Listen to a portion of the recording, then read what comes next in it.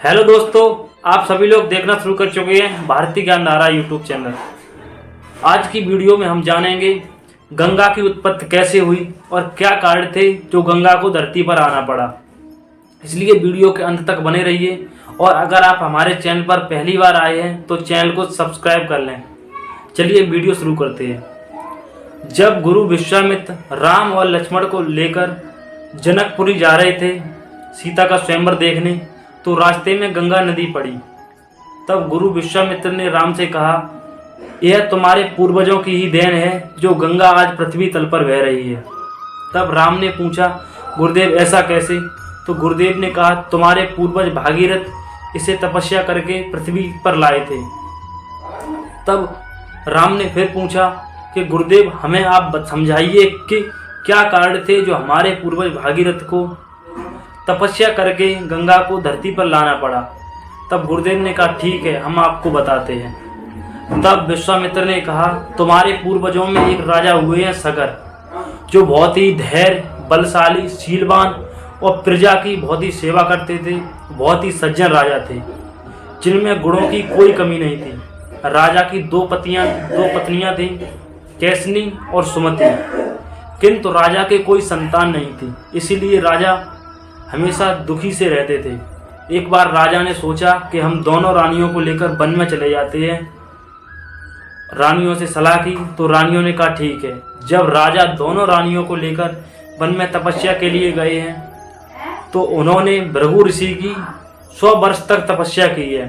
100 वर्ष तक तपस्या करने के पश्चात जब भृगु ऋषि वहाँ प्रकट हुए हैं, तब भृगु ऋषि ने कहा है, आप लोग वरदान मांगिए।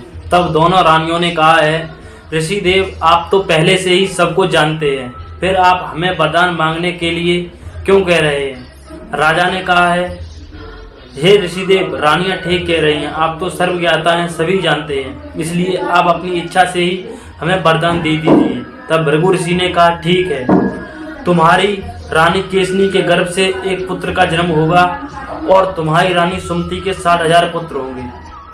इस बात को सुनकर वरदान पाकर राजा धन्य हो गए और बहुत ही खुशी से अपनी दोनों रानियों को साथ लेकर अपने राज्य में वापस लौट गए। जब निश्चित समय होने पर दोनों रानियां गर्भवती हो गईं और 9 महीने बाद रानी केसनी के गर्भ से एक पुत्र का जन्म हुआ है और रानी सुमति के गर्भ से एक मांस का बड़ा सा टुकड़े का जन्म हुआ है। ऋषि और मुनियों के कहने पर राजा ने 60,000 घड़े तैयार करवाए और उनमें घी, शहद और तेल से भरवा दिए और उस मांस के टुकड़े की 60,000 छोटे छोटे टुकड़े करके सभी घड़ों में एक एक डाल दिया है, जिनसे बाद में 60,000 पुत्र उत्पन्न हुए हैं। यह विधि बहुत ही कठिन थी जिसे भृगु ऋषि ने और अन्य ऋषियों ने मिलकर पूरा किया।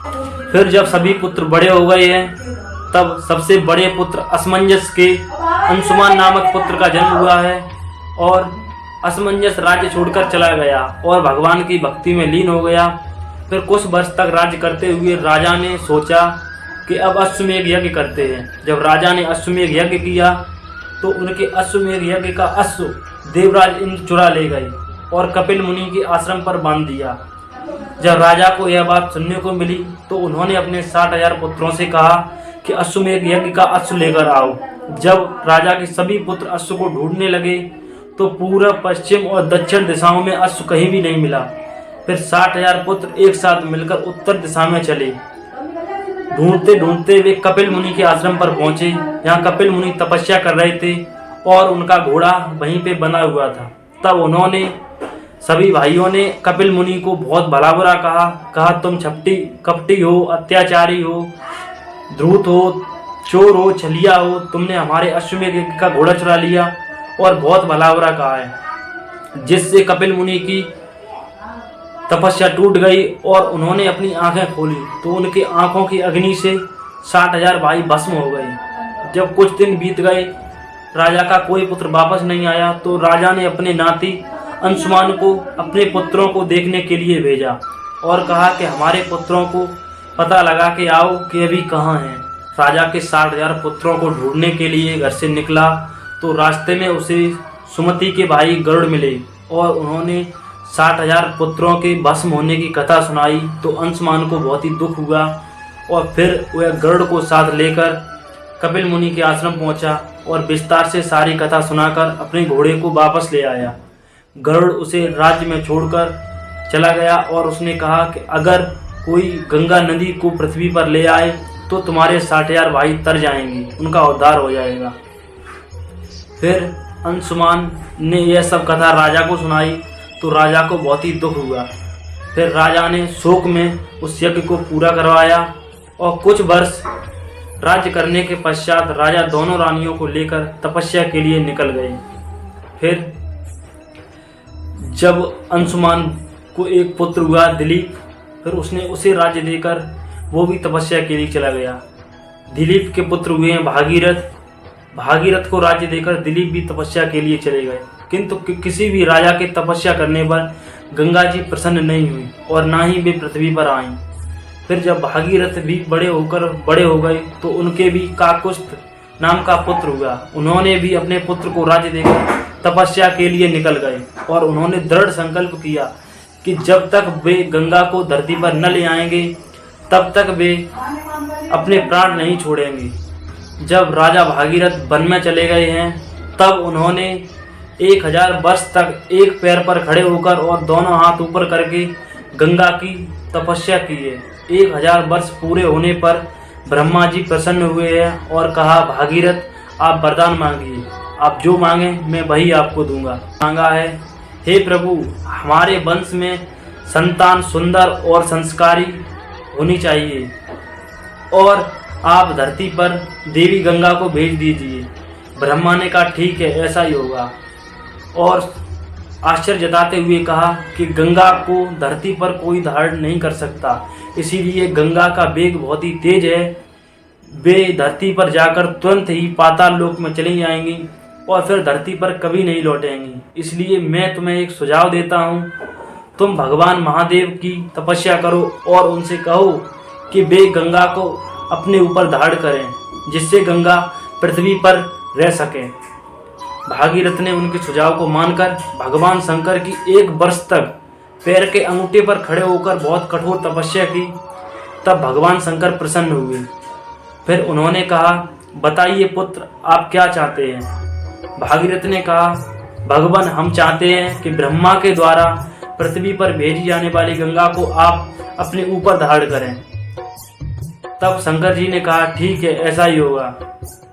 फिर जब ब्रह्मा जी ने अपने कमंडल से गंगा को छोड़ा है तो उनके वेग की ध्वनि को सुनकर समग्र संसार में कोलाहल सा मच गया। शेषनाग डगमगा गए और समस्त देवता भयभीत हो गए।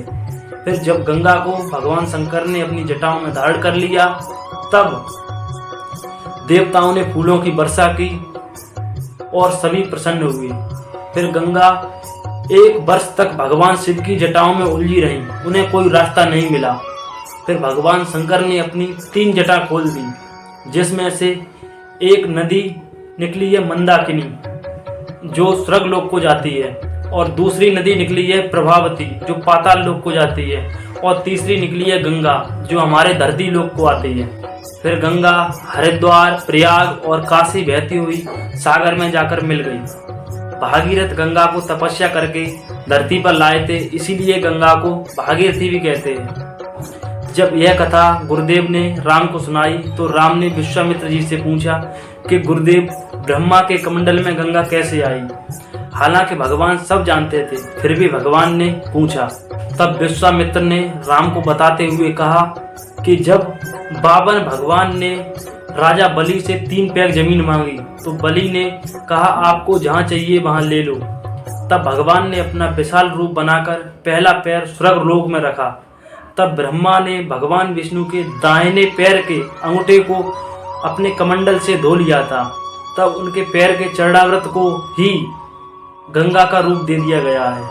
गंगा भगवान विष्णु के दाहिने पैर के अंगूठे से निकली हैं, ऐसे ब्रह्मा जी के कमंडल में आई थी। गंगा जी की यह कथा सुनकर राम को बहुत ही सुख प्राप्त हुआ। फिर राम ने गंगा में स्नान करके जनकपुरी चले गए। कथा यहीं समाप्त होती है। आपको गंगा जी की उत्पत्ति की यह कथा सुनकर कैसा लगा कमेंट बॉक्स में ज़रूर बताएं, और वीडियो पसंद आया हो तो लाइक करें और वीडियो को अधिक से अधिक शेयर करें ताकि गंगा देवी की उत्पत्ति के बारे में अधिक से अधिक लोगों को पता चल सके। और अगर हमारे चैनल पर पहली बार आए हैं तो हमारे चैनल को सब्सक्राइब जरूर करें।